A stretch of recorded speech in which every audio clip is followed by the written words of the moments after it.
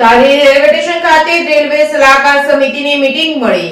ધારી railway station ખાતે railway સલાહકાર સમિતિની મીટિંગ મળી હતી. ધારી રેલવે સ્ટેશનને લગતા પ્રાથમિક પ્રશ્નોની રજૂઆત કરવામાં આવી હતી, જેમાં ધારી ગામ અને નવી વસાહત વચ્ચે રેલવે લાઇન આવતી હોવાથી લોકોને રેલવે લાઇન ક્રોસ કરીને અવારનવાર જવું પડતું હોય છે. આ જગ્યા પર રેલવે ફાટક અથવા તો ઓવરબ્રિજ બનાવવા માટે રજૂઆત કરેલ અને રેલવે સ્ટેશનનું બિલ્ડિંગ જર્જરિત હાલતમાં હોવાથી જૂનવાણી ગાયકવાડ સરકાર વખતનું બાંધકામ હોય તો રેલવે સ્ટેશનનું નવું બાંધકામ કરવામાં આવે અને રેલવે પ્લેટફોર્મ પણ ઊંચું લેવું જરૂરી છે. યાત્રિકો માટે શૌચાલય તેમજ બેસવા માટે બાકડા, સ્વચ્છતા જાળવવા માટે ડસ્ટબિન મૂકવા, પીવાના પાણી માટે વોટર કુલર તેમજ ફિલ્ટર પ્લાન્ટ મૂકો. ધારીથી સરસિયા રોડનું ફાટક નાનું હોવાથી પહોળું અને મોટું કરવા માટેના પ્રશ્નોની રજૂઆત કરવામાં આવી હતી. ધારી રેલવે સ્ટેશનની અંદર હાલમાં ઓનલાઈન ટિકિટ બુકિંગ થતું નથી. ભૂતકાળમાં ચાલુ હતું પણ છેલ્લા 4 વર્ષથી બંધ થઈ ગયેલ છે, તો પુનઃ રિઝર્વેશન તેમજ તત્કાલીન રિઝર્વેશન ધારીમાં થઈ શકે એવી રજૂઆત કરી હતી. આ બેઠકમાં રેલવે સલાહકાર સમિતિના સભ્યો, બજરંગ ગ્રુપના પ્રમુખ, વેપારી મહામંડળના પ્રમુખ હાજર રહ્યા હતા.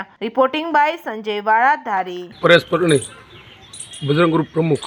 તાજેતરમાં રેલવે સલાહકાર સમિતિની મિટિંગ ધારી રેલવે સ્ટેશન ખાતે મળેલ.